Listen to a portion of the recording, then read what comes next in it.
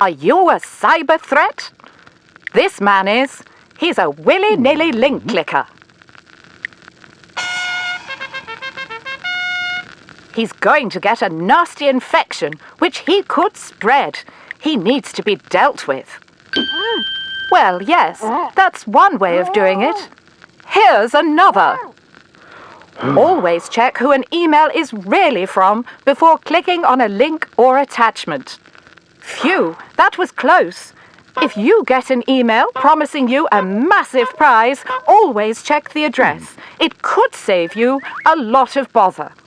And remember, keep IT clean, keep IT safe, keep IT secure. Because when you keep IT safe, you keep everyone safe.